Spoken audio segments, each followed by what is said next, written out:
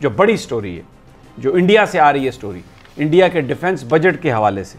देखिए, तकरीबन 49.6 billion dollars का ये बजट है। 3% उन्होंने इंक्रीज की है और इसमें 18.48 अरब डॉलर जो हैं वो वेपन्स प्रोक्योरमेंट के लिए हैं, नए हथियार खरीदने के लिए हैं। इंडिया ये सब कुछ कर रहा है। उन्होंने बताया जा रहा है कि राफेल जहाज और फिर वो जो S-400 मिसाइल जो उनका वो डिफेंस सिस्टम है वो हम तो अपना बजट इजाफा नहीं कर रहे हैं, हमारी फौज तो बिल्कुल जो भी उसका बजट है, जैसे भी उसके हालात हैं। Hello everyone, Jai Hind, a very warm welcome to Hindustan special. Bharat ने अपने रक्षा बजट में पिछले साल के मुकाबले बढ़ोतरी की है। भारत के रक्षा बजट में बढ़ोतरी को देखकर पाकिस्तान की जैसे जान निकलती जा रही है और पाकिस्तान में रोना धोना शुरू हो चुका है। पाकिस्तानी मीडिया ये बता रहा है कि भारत के रक्षा बजट के बढ़ने से पाकिस्तान को बहुत मुश्किलों का सामना करना पड़ेगा और क्योंकि पाकिस्तान इस वक्त अपने खस्ता हालातों से बहुत परेशान है, इसलिए वो अपने रक्षा बजट में बढ़ोतरी नहीं कर सकता। इसी कारण भारत के रक्षा बजट के बढ़ने से पाकिस्तान में धुआं उठना शुरू हो गया है। आज की वीडियो में सामी इब्राहिम और उसके पैनल ने और क्या कहा, तो चलिए दोस्तों आज की वीडियो की तरफ चलते हैं। Thank you very much. साथ साथ एक्सक्लूसिव स्टोरी में हमारे साथ मौजूद हैं एजाज एवान साहब, जो कि मेजर जनरल रिटायर्ड हैं और एक्सक्लूसिव स्टोरी पे हमारे साथ मौजूद हैं। लेकिन सबसे पहले जो बड़ी स्टोरी है, जो इंडिया से आ रही है स्टोरी, इंडिया के डिफेंस बजट के हवाले से, और एक सिर्फ दो फिगर दूंगा फिर, क्योंकि major general retired Ejaz Awan साहब हमारे साथ हैं, उनसे इस पर बात करेंगे। देखिए, तकरीबन 49.6 बिलियन डॉलर्स का ये बजट है। 3% उन्होंने इंक्रीज की है और इसमें 18.48 अरब डॉलर जो हैं वो वेपन्स प्रोक्योरमेंट के लिए हैं, नए हथियार खरीदने के लिए हैं। इंडिया ये सब कुछ कर रहा है।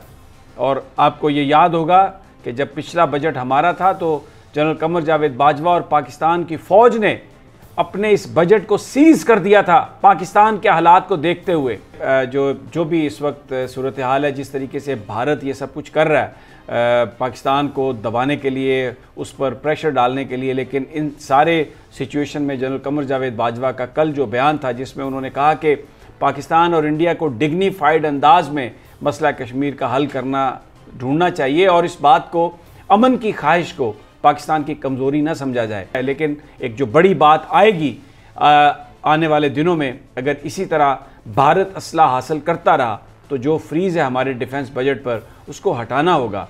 ये जो मुल्क हमने हासिल किया है, फिर इसको बचाने के लिए आपको अपने डिफेंस बजट में इजाफा करना होगा। ये वक्त की ज़रूरत बन जाएगी, क्योंकि इसके बगैर जो ताकत का तवाज़न है, जो ये रवायती हथियार हैं, वो तवाज़ुन फिर भारत की तरफ टिल्ट कर जाएगा।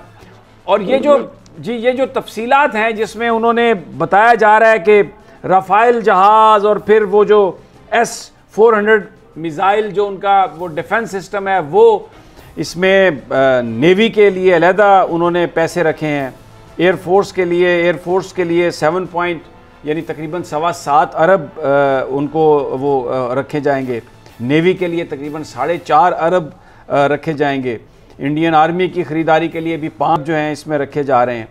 और जो प्रोक्योरमेंट है, पिछले 15 सालों में सबसे ज़्यादा यानी 16% उन्होंने इजाफा किया है जो नए हथियार खरीदने हैं। अब ये किसके लिए खरीदने हैं? ये हमारे लिए खरीदने हैं ना, और किसके लिए खरीदने हैं? और पता नहीं ये क्या कुछ भारत खरीदना चाह रहा है। तो ये एक ऐसी दौड़ शुरू कर रहा है खित्ते में।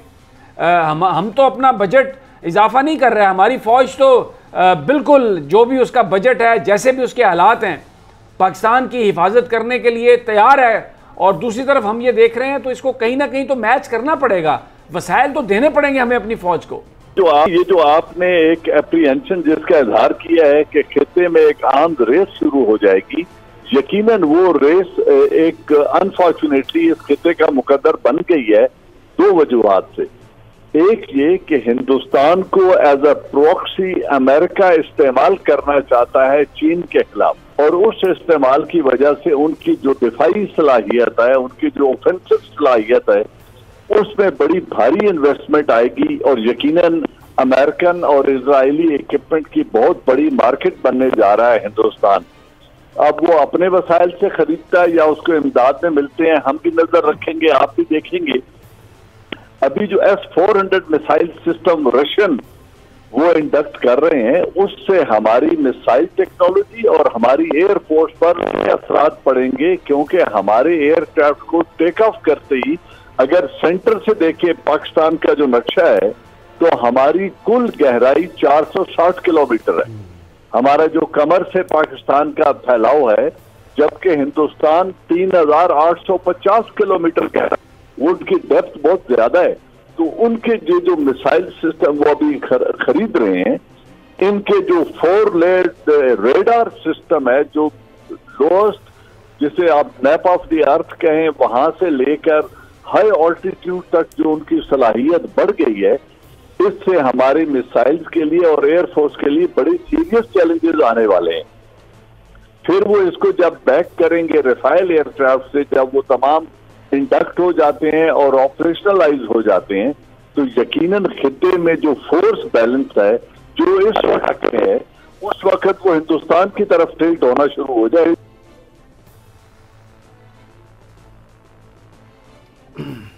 मुझे लगता है कि कॉल फिर एजाज अवान साहब की ड्रॉप हुई है। बड़ी वो इम्पोर्टेंट बात कर रहे हैं कि जिस तरीके से भारत अपने डिफेंस बजट में इजाफा कर रहा है, नए नए हथियार ख़रीद रहा है, जो राफेल प्लेन्स की बात हो रही है, जो उनके S-400 रशियन जो मिज़ाइल सिस्टम है उसकी जो बात हो रही है, उसकी वजह से जब वो सब चीज़ें इंडक्ट हो जाएंगी तो फिर अगर पाकिस्तान ने इस फील्ड में हमने कोई नई इन्वेस्टमेंट नहीं की, और अगर हमें भी मुकाबले में जिस तरह कहा जा रहा है कि चाइना के जो J-20 स्टेल्थ प्लेन्स हैं उनको हम हासिल करने की कोशिश कर रहे हैं, अगर वो हमें नहीं मिलेंगे तो फिर एक प्रॉब्लम हो जाएगी। मुझे लगता है एजाज अवान साहब हमारे साथ हैं। जी अवान साहब, आप अपनी बात को कंटिन्यू करें। माफ़ी चाहता हूँ, कॉल ड्रॉप हो गई थी।